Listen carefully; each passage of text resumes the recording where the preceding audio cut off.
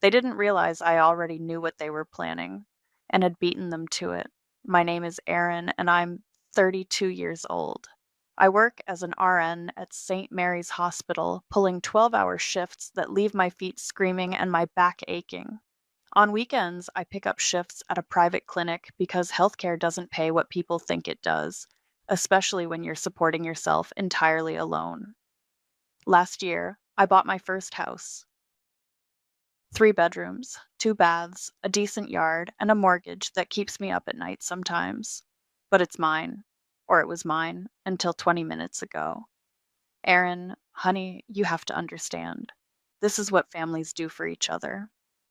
My mother, Rachel, sits across from me at my own kitchen table, her manicured hands folded like she's delivering a sermon. My father, Maxwell, nods along from his chair, saying nothing as usual. My sister Brinley bounces one of her twins on her hip, while the other one colors on my wall with what I really hope is washable marker. I mean, it just makes sense, Brinley says, not looking up from her phone. You don't really need all this space anyway. I take a sip of my coffee. It's gone cold. I don't need the space in the house I bought. Well, you're single, Mom says, like she's explaining basic math to a child. Brinley has the twins to think about. And with Braden between jobs right now, Braden's been between jobs for 8 months. Brinley's head snaps up. He's working on his music career. You wouldn't understand. I wouldn't understand. Right, because the working 60 hours a week to pay for a house apparently requires less understanding than whatever Braden does in my sister's apartment all day while she works at the boutique. The point is, Mom continues, Brinley needs stability for the children. You could easily find a nice little apartment somewhere, something more appropriate for your lifestyle. My lifestyle. Single, childless, apparently disposable. We've already looked at a few places for you. Dad finally speaks up, pulling out his phone. There's a studio downtown that would be perfect, very modern. A studio. For the woman who spent 3 years saving for a down payment while they took family vacations, I couldn't afford to join. And the best part, Brinley adds, grinning like she's doing me a favor, is that you won't have to worry about maintenance or yard work anymore. You can just focus on whatever it is you do. Whatever it is I do. Like keeping people alive for a living is some kind of hobby. This is really what's best for everyone, Mom says. The twins need space to grow, and you'll have so much less responsibility. Think of it as a fresh start. A fresh start. In a studio apartment. While my sister moves into the house I've been paying for. Plus, Brinley says, bouncing the baby higher, we can help with the mortgage payments. Well, contribute something toward them when Braden's music takes off. When Braden's music takes off. The same Braden who's been about to get signed since before the twins were born. I need to think about this, I say. What's to think about?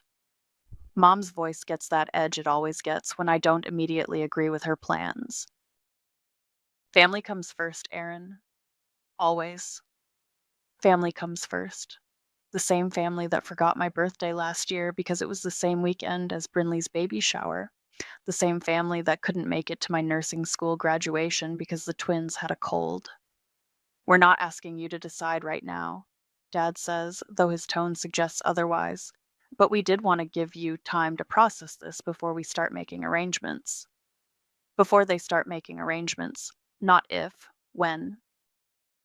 The thing is, Brinley says, setting the baby down to chase after his brother, we already gave notice on our apartment, so we'll need to be out by the end of the month. Of course they did. They gave notice before even talking to me. I'm sure you understand, Mom says, reaching across to pat my hand like I'm a good dog. Sometimes we have to make sacrifices for the people we love. Sacrifices. Always my sacrifices. Never theirs. I need some time, I repeat. Of course, honey. Take all the time you need. Mom stands up, smoothing her skirt. But like your father said, we should probably start coordinating the logistics soon. Moving is so stressful. They file out of my kitchen, collecting toys and sippy cups and leaving me sitting alone at my table. Through the window, I watched them load into Brinley's car, the car I co signed for because her credit was shot. My phone buzzes with a text from my best friend, Selena. Papers are ready. You sure about this? I look around my kitchen, my house, my mortgage, my life that they've decided doesn't matter as much as theirs. I text back, more sure than I've ever been about anything. They think they've cornered me. They think I'll roll over like I always have. They have no idea the paperwork is already in motion. 3 weeks earlier, I'm folding laundry in my living room when Brinley shows up unannounced. Again. Hey, sis! She breezes through my front door like she owns the place, twins in tow. Hope you don't mind. I brought the boys over to play. I mind. I always mind.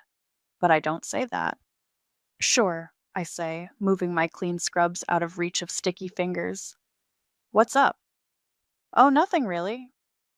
She's walking through my house like she's conducting an inspection. Just thought we could hang out. Brinley doesn't do casual hangouts. She does favors and emergencies and guilt trips disguised as sister time. Mommy, can we live here? One of the twins asks, running his hands along my coffee table. Maybe someday, baby, Brinley says, and something cold settles in my stomach. Live here? Oh, you know how kids are. They love your house. She's in my hallway now, looking into the spare bedrooms. This would make such a perfect nursery, don't you think? It's my office. Right, but I mean, if it were a nursery. She pulls out her phone and starts taking pictures. The light is amazing in here. Why are you taking pictures of my house? Just for fun. Instagram, you know? But she's not posting them. She's saving them to her camera roll. The twin who asked about living here is now measuring the hallway with his arms stretched wide. Kids don't just decide to do that on their own. How's the apartment hunting going? I ask. Oh, tough market. She's moved into my master bedroom now. Everything's so expensive and small. Nothing like this place. You'll find something. Yeah, maybe. She opens my closet, peers inside. Must be nice having all this space just for yourself. Just for myself. Like it's wasteful. Like I don't deserve it. Brinley, what's going on? Nothing. God, you're so paranoid. She laughs, but it sounds forced. Can't a sister just visit? Her phone rings. She answers immediately. Hey, babe. Yeah, I'm here now. She walks toward my kitchen, lowering her voice. The bedrooms are perfect, plenty of space for your equipment, too. Braden's equipment, his keyboard and amp and the drum kit he's been about to sell for 2 years. I follow her into the kitchen. No, she's being totally cool about it, Brinley says into the phone. I think she'll go for it. Go for what? Okay, love you too. Yeah, start looking at trucks. Trucks. Moving trucks. She hangs up and turns to me with that bright fake smile she uses when she wants something. So, I was thinking, she says, what if I told you about an opportunity that could help both of us? What kind of opportunity? Well, you know how you're always saying you work too much? And how expensive this place must be to maintain? I never say I work too much. I say I work hard. There's a difference. And you know how cramped we are in the apartment, with Braden's music stuff and the twins getting bigger every day? Brinley, I'm just saying, what if there was a way to solve both problems at once? By me giving you my house. Not giving! God, Aaron, why do you always jump to the worst conclusion? She laughs again, that same forced sound. I'm talking about a family arrangement. Something that works for everyone. What kind of arrangement? We could take over the mortgage payments. Well, most of them. And you could find something smaller, more manageable. Think of all the money you'd save. This is my home. I know, and it's beautiful. But be practical. Do you really need 3 bedrooms? When was the last time you even used that guest room? Last month, when I had the flu and slept in there so I wouldn't mess up my clean sheets. But that's not the point. We've already talked to Mom and Dad about it, she continues. They think it's a great idea, really practical. Of course they do. Look, I'm not asking you to decide right now. Just think about it, okay? We could all sit down and talk it through. like a family. After she leaves, I sit in my kitchen and call Selena. They want my house, I say when she picks up. What? Brinley. She came over today taking pictures and measurements. She's already talked to our parents about it. Jesus, Aaron, what did you tell her? That I'd think about it. Are you actually going to think about it? I'm thinking about a lot of things right now. Silence on the other end. Selena, you still work in real estate law, right? Yeah. Why? I need to ask you about something. Hypothetically, Aaron, if someone wanted to protect their property from family pressure, what would be the best way to do that? How much family pressure are we talking about? The kind where they've already decided I'm giving them my house and just haven't told me yet. Shit. Okay. Can you come by my office tomorrow? Yeah. And Aaron? Don't sign anything. Don't agree to anything. Don't even hint that you're considering it. I won't. But I already know I'm going to do more than just not agree. I'm going to make sure they can't take what's mine.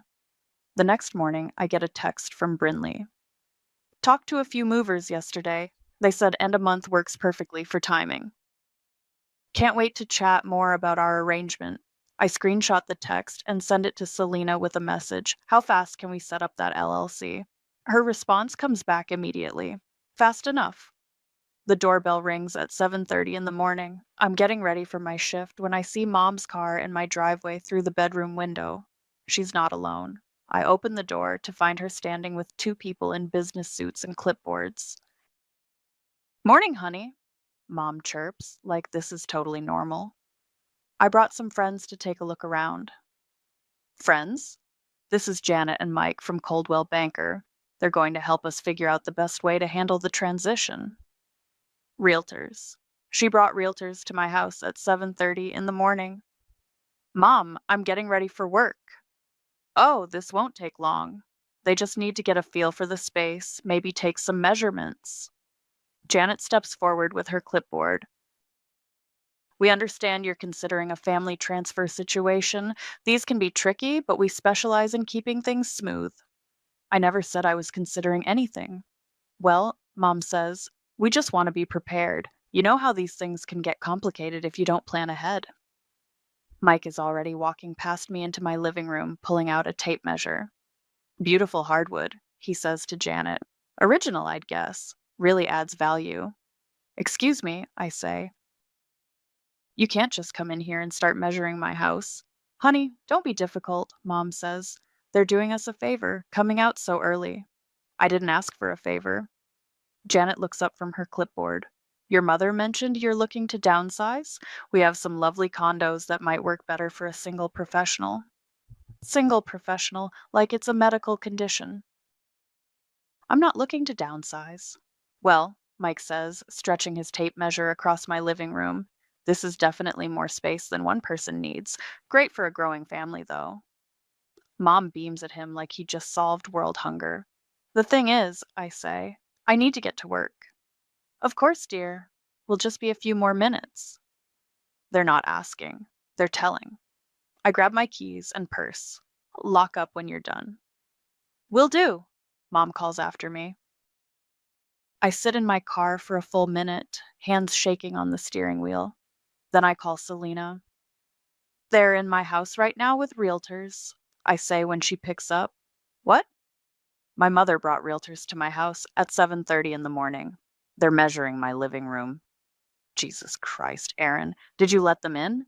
She just walked in. What was I supposed to do, tackle her? Okay. Deep breaths. Are the LLC papers ready? You said they'd be ready today. They are. Can you come by at lunch? Yeah. And Aaron, change your locks. Today. I can't change my locks. She's my mother. She's treating your house like it already belongs to your sister. Change the locks. After my shift, I drive to Home Depot and buy new deadbolts. I'm installing them when my neighbor Tessa comes over. Hey, Aaron, saw some people at your place this morning. Everything okay? Just family stuff. They had measuring tapes and cameras, looked official. Great. The whole neighborhood is going to think I'm selling. It's nothing. Okay, well, if you need anything. She pauses at my gate. Oh, and I meant to tell you, I saw that military family looking at the rental on Oak Street. The mom seemed really nice. Kids looked well behaved. Military family. That gives me an idea. Thanks, Tessa. That evening, I'm researching short term rental agreements when Brinley texts. Mom said the house appraised great. So exciting. When can we all sit down and work out the details? I don't respond. She texts again an hour later. Also, Braden found the perfect truck for moving. Can you Venmo me the deposit? Just $200. I'll pay you back from my first mortgage payment. The audacity is breathtaking. I call Selena. I need to rent the house out. Fast. How fast? Before they can move in. Aaron, are you sure about this? Once you do this, there's no going back. I'm sure. Okay. I know someone who might be interested. Military family, just got stationed here. They need something immediately and they're willing to pay above market for a quick move in. Perfect. Her name's Shiloh. Single mom, 2 kids, clean background check, excellent references. Can she move in this week? Probably. But Aaron, your family is going to lose their minds. Good. The next morning, I meet Shiloh at a coffee shop near the base. She's exactly what Selena described: professional, direct, no nonsense. I need a place for at least 6 months, she says, maybe longer depending on orders. Kids are 8 and 10, honor roll students. I keep a clean house and pay rent on time. When can you move in? Tomorrow, if needed. We're staying in temporary housing right now. Tomorrow works. We shake hands. She writes me a check for first month, last month, and security deposit. Thank you, she says. You have no idea how hard it is to find decent housing on short notice. Actually, I'm starting to get a pretty good idea. That afternoon, I get the call from Selena. LLC is official. Property is transferred. You are now the proud owner of Zero Real Estate and the manager of one rental property. And if anyone tries to claim I manipulated family assets, the paperwork shows a standard business transaction. Everything's legal and above board. My phone buzzes with a text from Brinley. We'll be over tomorrow with the truck. Can't wait to start our new life in our new home. I screenshot it and send it to Selena. Game day. Her response, may the odds be ever in your favor. I spend the evening helping Shiloh and her kids move in. They're polite, quiet, grateful. Everything my family isn't. This is perfect, Shiloh says, looking around the living room. The kids love it already. Good. Make yourselves at home. Because tomorrow, when my family shows up with their moving truck, they're going to find out that home isn't something you can just take. It's something you have to earn. I turn off my phone at 8 in the morning and drive to Selena's office. You sure you don't want to be there when they show up? She asks, handing me coffee. I'm sure. Let them figure it out themselves first. That's cold, Aaron. Good. We sit in her office going over rental agreements and LLC paperwork until my phone starts buzzing against the desk. I've turned it back on, and there are already 6 missed calls from Mom, 4 from Brinley, and 2 from Dad. Showtime, Selena says. The first voicemail is Mom. Aaron, honey, call me back immediately. There's been some kind of mistake. The second is Brinley crying, Aaron, what the hell is going on? There are people in our house. Our house. The third is Dad. Aaron, we need to talk. Now. I don't call back.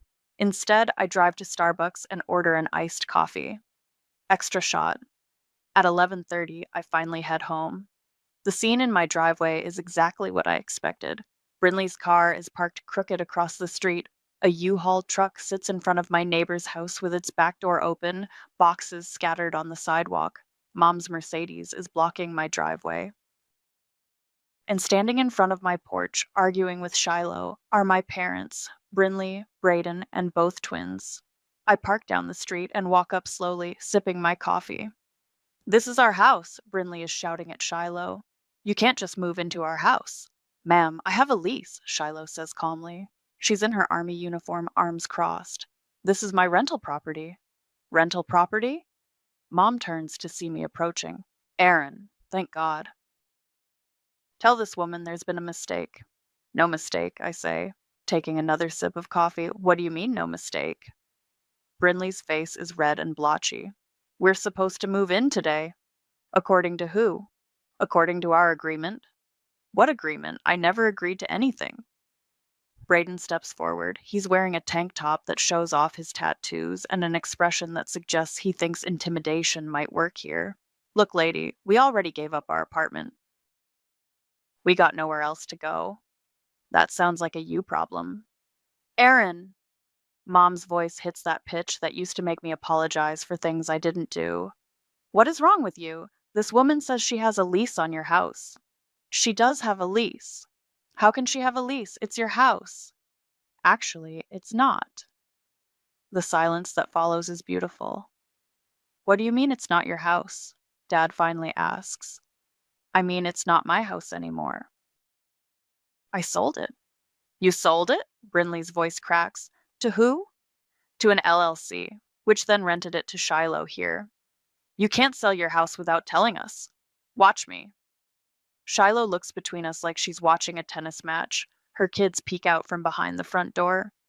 Ma'am, she says to me, should I call the police? These people are trespassing. Not yet, I say. Give them a minute to process. Process what? Mom demands. Aaron, this is insane. You can't just sell your house to spite your sister. I didn't sell it to spite anyone. I sold it because I wanted to. But we had plans, Brinley wails. We already moved out of our apartment. You moved out of your apartment before asking me if you could move into my house. We didn't think we had to ask. Your family. Family doesn't take without asking. Braden is pacing now, running his hands through his hair. This is fucked up, man. This is really fucked up. Language, Shiloh says sharply, nodding toward her kids. Don't tell me about language, lady. This psycho just screwed over her own family. Okay, Shiloh says, pulling out her phone. I'm calling the police. Wait, Dad says. Aaron, let's be reasonable here. If you sold the house, you must have made money. You could help Brinley find a new place. With what money? The money from selling your house.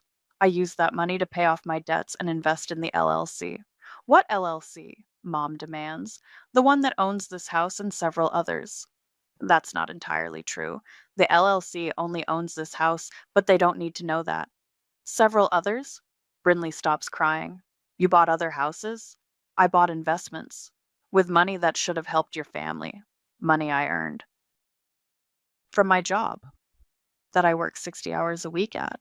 But family comes first, Mom shouts. Does it? Because I don't remember family coming first when you forgot my birthday, or when you missed my graduation, or when you co-signed for Brinley's car but wouldn't help with my student loans. That was different. How? Because you're stronger. You've always been the strong one. Strong enough to give up my house, apparently. 2 police cars pull up. Shiloh must have called while we were arguing. Someone called about trespassing? The first officer asks. Yes, Shiloh says. These people are on my rental property refusing to leave. It's not your rental property, Brinley screams. It's our house. The officer looks at me. Ma'am, do you live here? No, officer. I used to own this property, but I sold it. Ms. Gardner here has a valid lease. Can I see that lease? Shiloh produces the paperwork. The officer reviews it, then looks at my family. Folks, you need to leave. This is private property, and you don't have permission to be here. This is ridiculous, Mom says. She's our daughter. Ma'am, family disputes don't give you the right to trespass. But our stuff! Brinley gestures at the boxes scattered around the U-Haul. What are we supposed to do with our stuff? Take it somewhere else, I say. Where?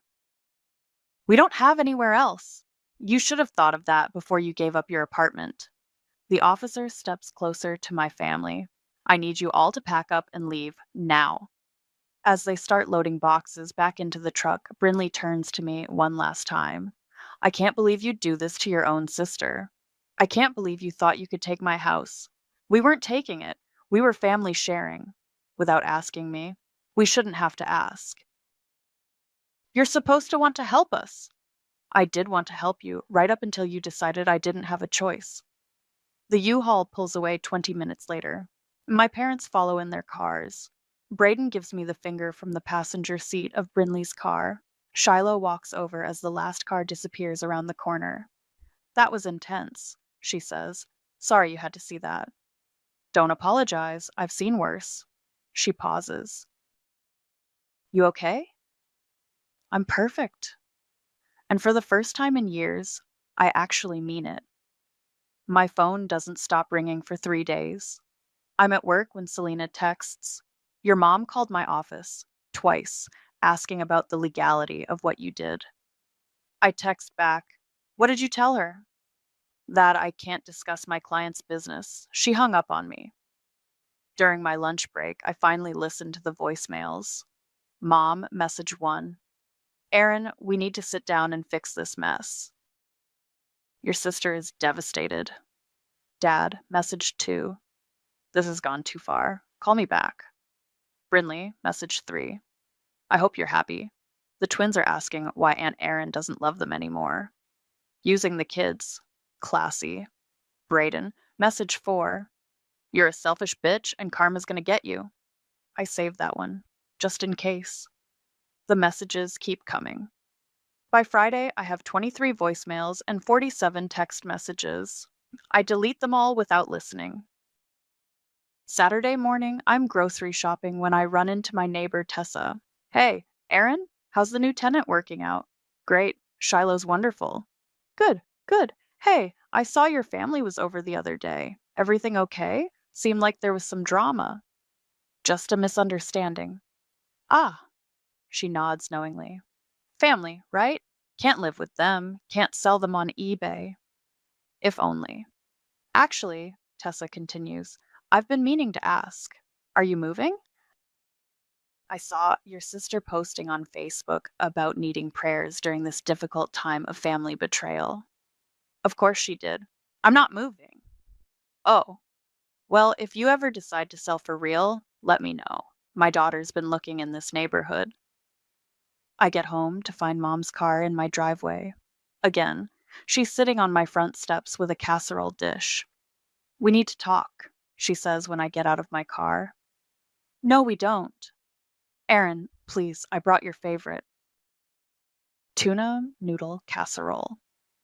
I haven't eaten tuna noodle casserole since I was 12, but this is classic Mom, assuming she knows what I want better than I do. I'm not hungry. Just 5 minutes, please. Against my better judgment, I unlock my door. She follows me into the kitchen and sets the casserole on my counter like she's claiming territory. Your sister is staying in our guest room with the twins, she says. It's not sustainable. Then she should find her own place. With what money? She spent her savings on the deposit for the apartment she had to give up. Because she assumed she could have my house. She didn't assume anything. We talked about it as a family. You talked about it. I was informed of your decision. Mom sits down at my kitchen table without being invited. Honey, I know you're upset. I'm not upset. I'm done. Done with what? Done being the family doormat. Done having my life planned by other people. Done being told what I should want and what I should give up. That's not what we were doing. Really?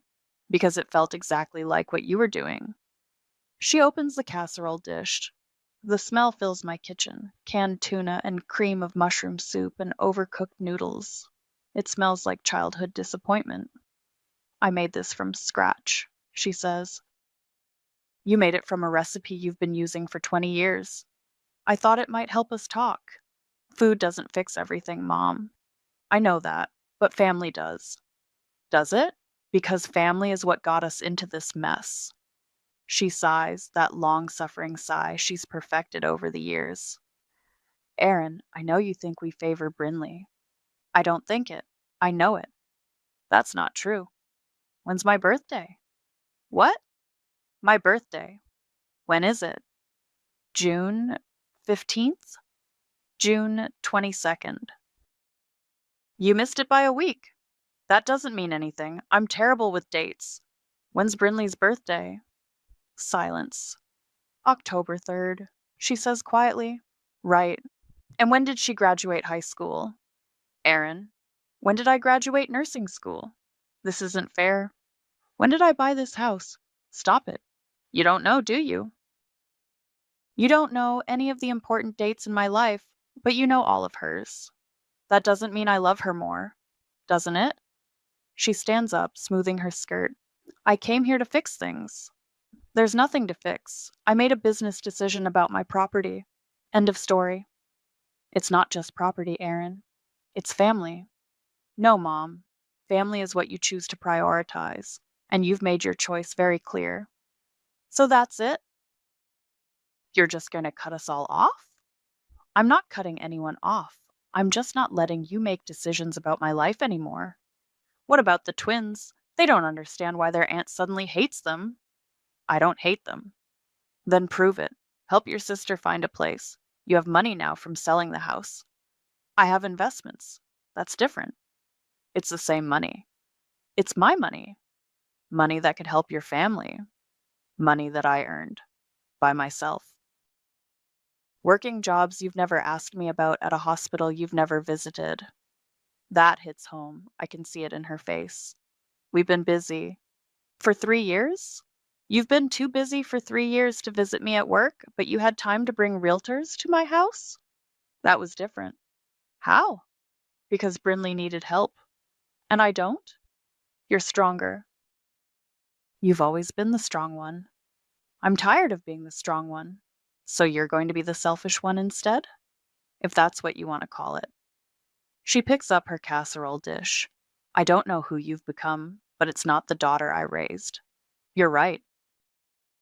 The daughter you raised would have given up her house and moved into a studio apartment and never complained about it. And what's wrong with that? Everything. After she leaves, I sit in my kitchen and call Selena. How did it go? She asks.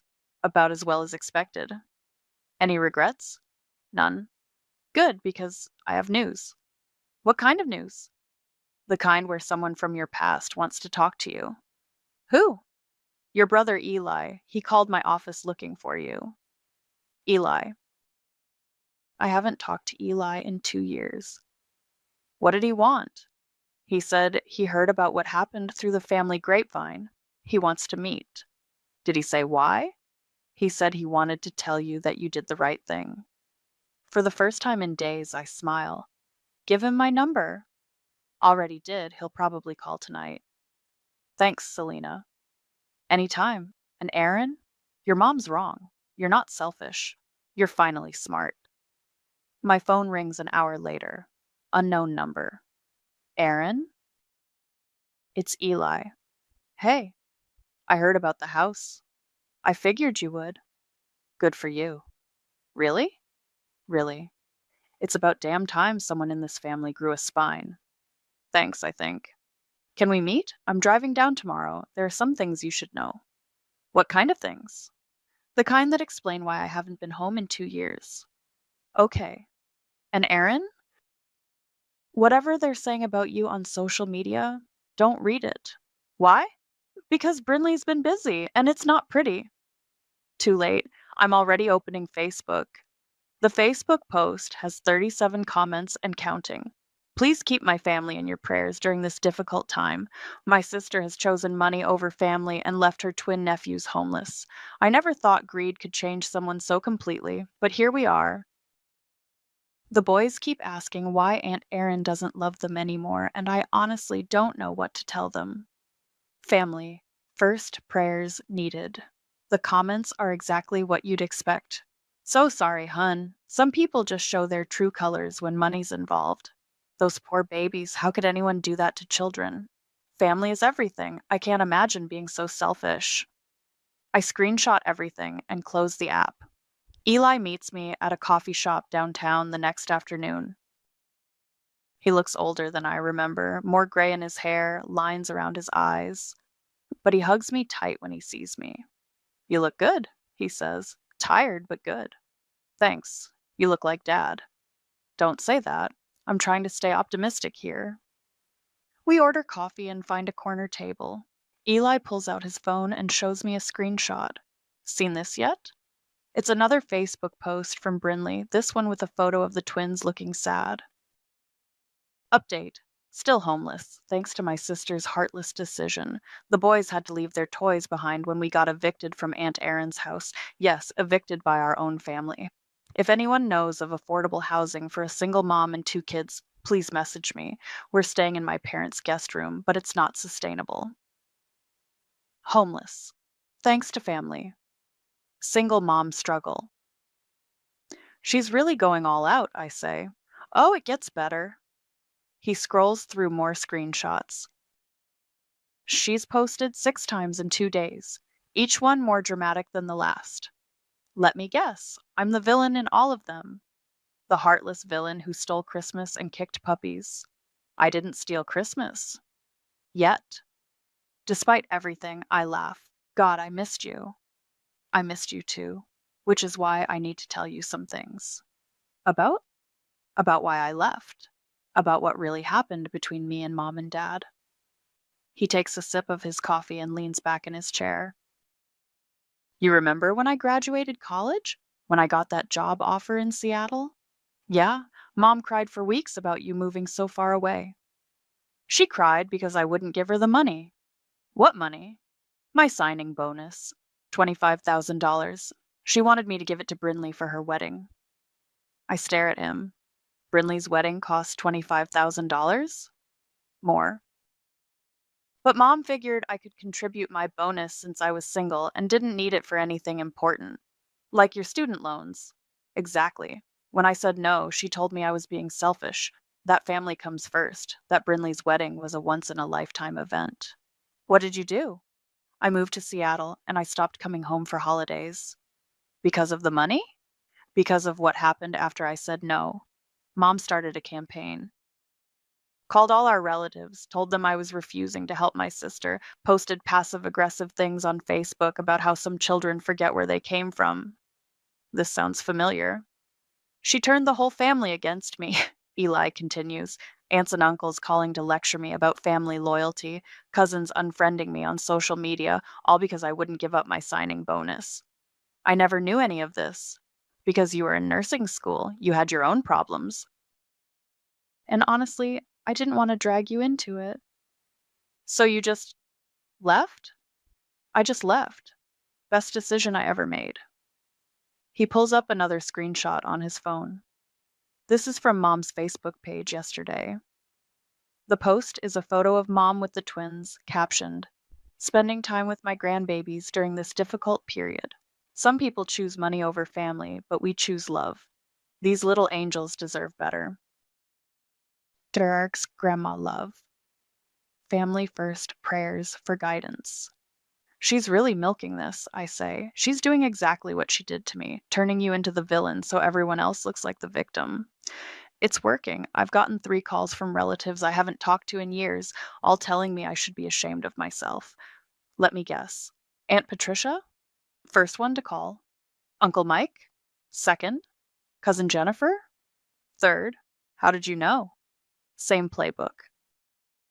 Mom calls Patricia, Patricia calls Mike, Mike calls Jennifer.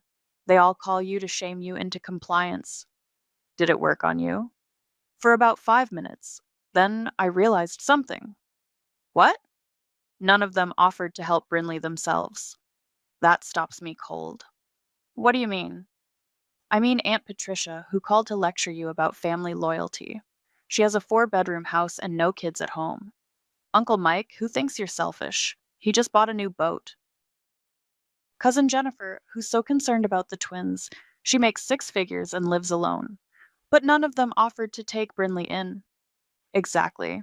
It's easy to be generous with other people's money and other people's houses. I sit back in my chair. I never thought about that. Because you're not supposed to think about it. You're supposed to feel guilty and give in. Like you were supposed to give up your signing bonus. Like I was supposed to give up my signing bonus. We sit in silence for a moment. Do you ever regret it? I ask. Leaving? Never. Best 2 years of my life. I met someone, got promoted, bought a condo. None of that would have happened if I'd stayed and let them guilt me into being the family ATM. You met someone? Her name's Sarah. She's a teacher. We're engaged. Eli, that's amazing. When's the wedding? Next spring, small ceremony, just us and a few friends. Are you inviting mom and dad? Are you kidding? Mom would find a way to make it about Brinley's needs. Dad would show up and say nothing while mom criticized everything. Fair point, but I'm inviting you if you want to come. I'd love to. He smiles. Good. Sarah's excited to meet you. She knows about all this. She knows about our family, yeah. She thinks what you did was brilliant. Really?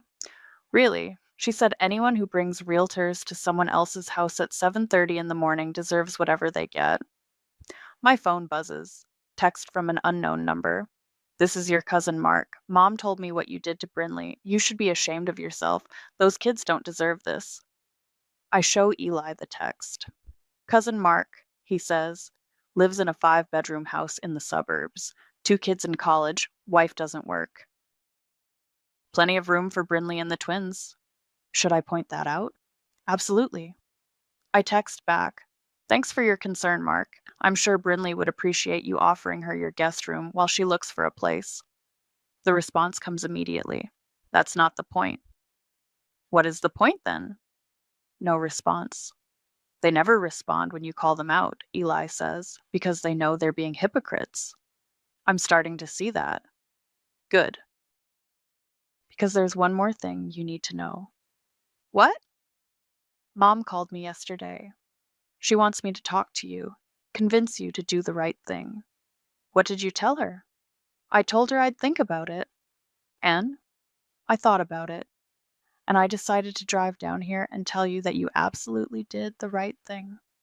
Even though Brinley's posting pictures of sad kids on Facebook? Especially because she's posting pictures of sad kids on Facebook. My phone rings. Mom's number. Don't answer it, Eli says. I wasn't planning to. Good, because I guarantee she's calling to tell you I'm here and that we're plotting against the family.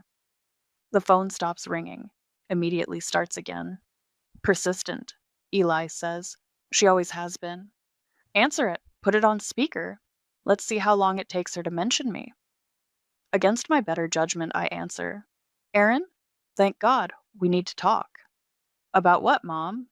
About your brother. He's in town, isn't he? Eli grins and holds up one finger. Why would you think that? Because he called me yesterday asking for your address. I know he's there filling your head with poison about your family. He's not filling my head with anything. Honey, Eli has his own issues with us. Don't let him make your problems worse. What problems, Mom? I don't have any problems. You have a sister who's homeless because of your selfishness. Eli holds up his phone. He's recording. She's not homeless. She's staying with you. That's temporary. She needs a real home for those children. Then she should get one. With what money?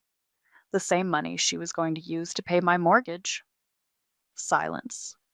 That was different, Mom finally says. How? Because it was family helping family. No, Mom, it was family taking from family. I can't believe Eli has turned you against us like this. Eli didn't turn me against anyone. You did that all by yourself. I hang up. Eli stops recording and grins. That was beautiful. Think I'll need that recording? Probably, but even if you don't, it felt good, right? It felt amazing. Good, because this is just the beginning. What do you mean? I mean, they're not going to give up. They're going to escalate. How much more can they escalate? Oh, Aaron, you have no idea. Eli's right about the escalation. Monday morning, I get a call at work from someone claiming to be a lawyer. Ms. Weber? This is David Chen from Chen and Associates. I represent your mother regarding a family property dispute. I step into an empty patient room and close the door. What kind of dispute? Your mother believes there may have been undue influence in the recent transfer of family assets. She's prepared to file a claim of financial elder abuse. Financial elder abuse? My mother is 58 and sharper than most people half her age. Nevertheless, she feels manipulated into allowing the property transfer. We'd like to resolve this amicably. There's nothing to resolve. I sold my house to an LLC. It's all legal. We'll see about that. You'll be hearing from us soon. He hangs up before I can respond. I call Selena immediately. They got a lawyer, I tell her. Shit! What kind of lawyer? Some guy named David Chen claims mom is filing for financial elder abuse. That's ridiculous. Your mom isn't elderly and you didn't abuse anything. Can they actually do this? They can try. But Aaron, they'd have to prove your mom was coerced or mentally incompetent when she. Wait, when did your mom sign anything? She didn't. The house was in my name. I sold it to the LLC myself. Then what the hell is she talking about? I have no idea. Don't worry about it. Sounds like a fishing expedition. Some lawyers will take any case if the client pays up front. That evening, I drive to my parents' house. Time to end this. Mom answers the door, looking surprised to see me. Aaron, I didn't expect. We need to talk, all of us. Of course, honey. Come in. The living room looks like a daycare center exploded. Toys everywhere, juice boxes on the coffee table, cartoons playing on the TV. Brinley is on the couch with both twins, still in her pajamas at 6 p.m. Look who's here, boys, Brinley says in that fake, cheerful voice. It's Aunt Erin. The twins look at me like I might steal their toys. Where's Dad? In his office, Mom says. Maxwell, Erin's here. Dad emerges looking tired. Everyone sits down except me. I got a call from your lawyer today, I say to Mom. Oh, that? Well, we had to explore our options. What options? I didn't do anything illegal. You manipulated the situation, Brinley says. You knew we were counting on that house. You were counting on something that was never offered to you. It was implied. By who? By Mom and Dad. I look at my parents. Did either of you promise Brinley my house? We discussed it as a family solution. Mom says carefully. That's not what I asked. Did you promise her my house? We thought you'd be reasonable, Dad says. So that's a no. Aaron, don't be difficult, Mom says. The point is, we're family. We help each other. Do we? Because I've been thinking about that. I pull out my phone and open the Notes app. I've been preparing for this conversation.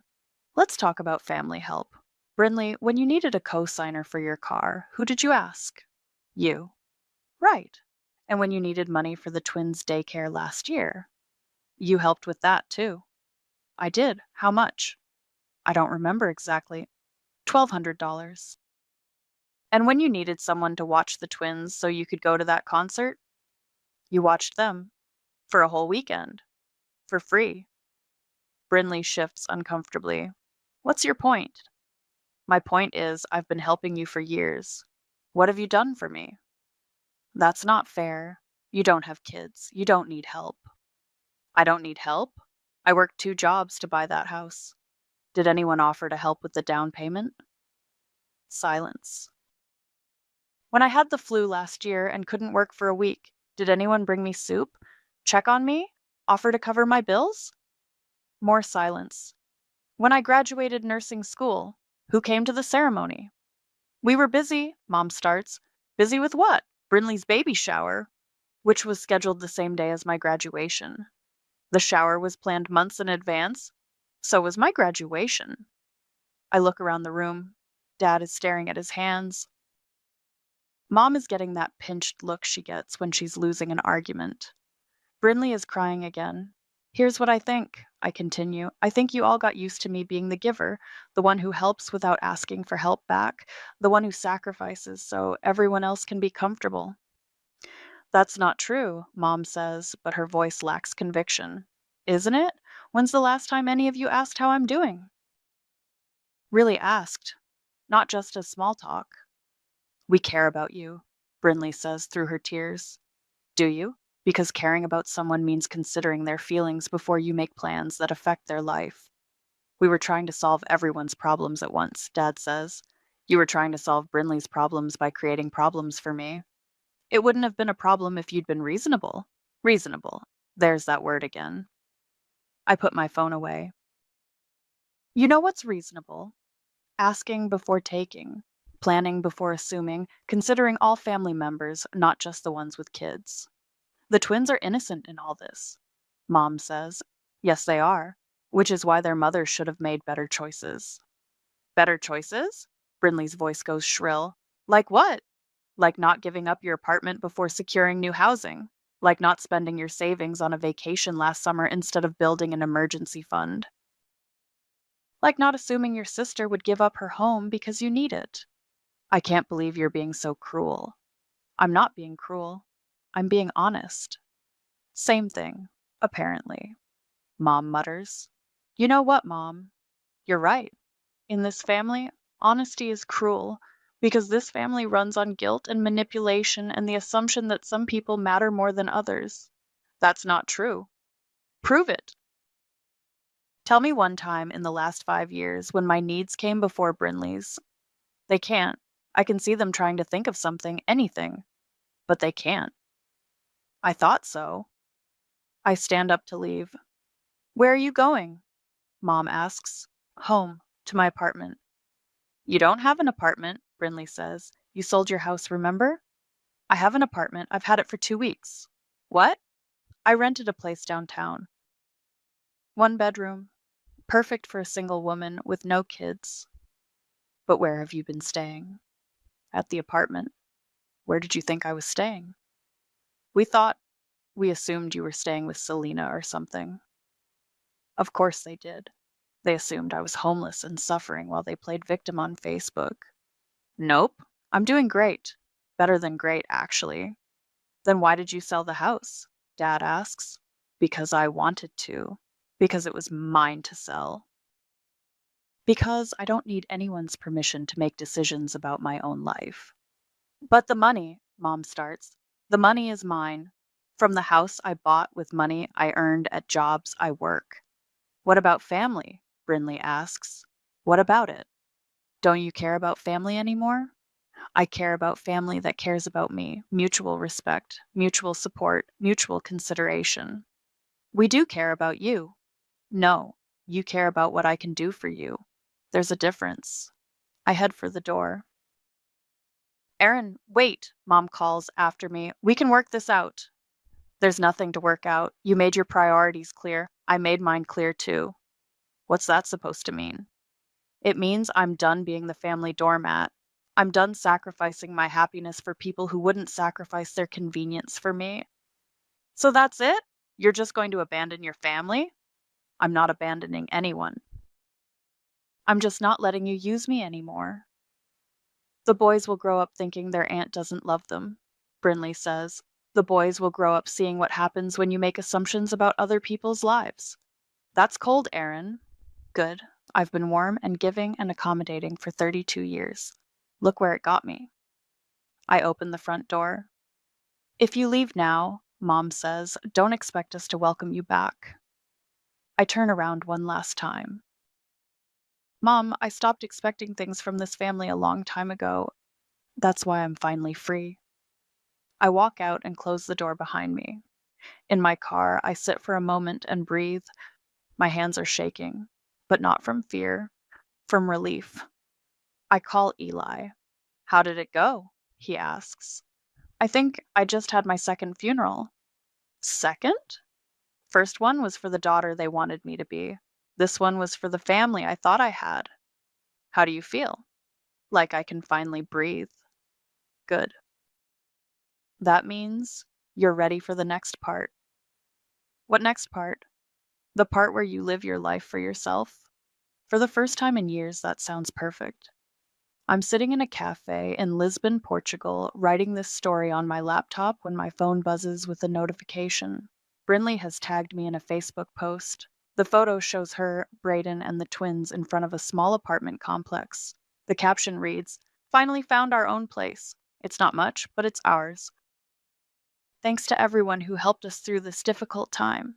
Some people choose money over family, but we choose love." New beginnings. Family strong. Grateful heart. The comments are predictably supportive. Lots of heart emojis and "you're so strong" messages. I screenshot it and send it to Eli with a message. Looks like they figured it out. His response comes immediately. Without your house or your money. Imagine that. I close Facebook and go back to writing. I've been documenting everything that happened, partly for therapy, partly because Selena suggested it might help other people in similar situations. My phone rings. Selena's number. Hey, how's Portugal? Amazing. You should see this place I'm staying. Balcony overlooking the ocean, fresh pastries every morning, and nobody asking me to give up my life for their convenience. Living the dream. How long are you staying? Another month? Maybe two? Depends on how I feel. And how do you feel? Free, rested, like myself for the first time in years. Good, because I have news. What kind of news? The good kind. Remember that lawyer your mom hired? David Chen? That's the one. He withdrew from the case. Why? Turns out when you actually look at the facts, there's no case. Your mom never had any legal claim to your house. You never coerced anyone, and selling your own property isn't financial abuse. So it's over? It's over. Your mom wasted her retainer fee on a lawyer who told her what I could have told her for free. She has no grounds for a lawsuit. How much did she waste? $5,000. I almost feel bad. Almost. Any other updates from the home front? Well, your neighbor Tessa mentioned that Shiloh's lease got extended. Apparently, the kids love the school district and she got promoted, so they're staying another year. That's great. Shiloh's been the perfect tenant.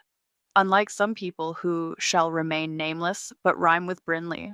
Speaking of Brinley, did you see her Facebook post? The one about finding their own place? Yeah, took them 3 months, but they managed. Where did they end up?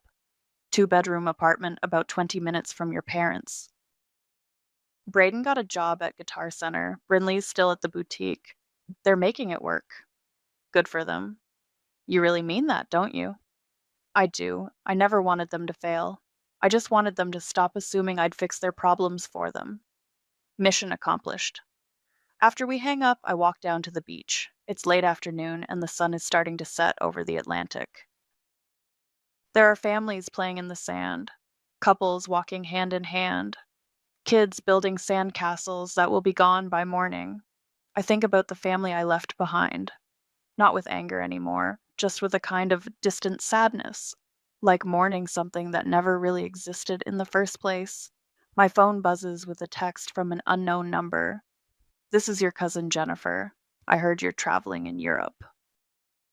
Must be nice to have that kind of money while your sister struggles to make rent. I stare at the message for a moment, then delete it without responding. Another text, this one from Aunt Patricia. Your mother is heartbroken. I hope you're proud of yourself. Delete. Another from Uncle Mike. Family is forever, Aaron. Money isn't. Delete. I turn off my phone and put it in my bag. The sun is almost touching the horizon now, painting the sky in shades of orange and pink. A little girl runs past me chasing a seagull, laughing when it flies away. I pull out my laptop and finish the story I've been writing. The ending isn't dramatic. There's no big reconciliation, no moment where everyone realizes they were wrong and begs for forgiveness. Real life isn't like that. Instead, there's just this. I'm sitting on a beach in Portugal, financially stable, emotionally healthy, and completely at peace with my decisions. Brinley found her own apartment. Mom and Dad are dealing with the consequences of their favoritism. The twins are fine, despite what everyone predicted. And me? I'm discovering what it's like to live a life where my needs matter as much as everyone else's. I close the laptop and watch the sun disappear into the ocean. Tomorrow I'm taking a cooking class. Next week I'm visiting a vineyard. Next month I might go to Italy, or maybe I'll stay here longer. I haven't decided yet. For the first time in my adult life, I don't have to decide based on what other people need from me. I can just decide based on what I want. A couple walks by, the woman laughing at something the man whispered in her ear. They look happy, comfortable with each other, content. I used to think I needed a family like mine to feel that kind of contentment. People who shared my blood, who were supposed to love me unconditionally, but unconditional love isn't supposed to come with conditions. It's not supposed to require sacrifice without reciprocation. It's not supposed to make you feel guilty for having boundaries. I pull out my phone and open my notes app. I add one final line to my story. Sometimes the revenge isn't fire, it's ice. And peace? That was my luxury. I save the document and email it to myself. Then I walk back to my apartment, order takeout from a local restaurant, and spend the evening reading a book on my balcony. No one calls asking for favors. No one shows up expecting me to solve their problems. No one makes me feel guilty for enjoying my own life. It's quiet. It's peaceful. It's exactly what I deserve. The next morning, I wake up to a message from Eli. Sarah and I set a wedding date, June 15th in Seattle. Small ceremony, just close friends and people who actually support us. You in? I text back immediately. Wouldn't miss it. Fair warning. Mom and Dad aren't invited. Good. I'll actually be able to enjoy myself. That's the idea. Love you, sis. Love you too. I set my phone aside and step out onto my balcony. The ocean stretches endlessly in front of me, full of possibilities. I have a wedding to look forward to, a brother who actually sees me as a person, and a life that finally belongs to me. Some people might call what I did cold or calculating. They might say family should forgive and forget, that blood is thicker than water. But those people probably never had to choose between their own well being and their family's expectations. I made my choice. I chose me, and I've never been happier.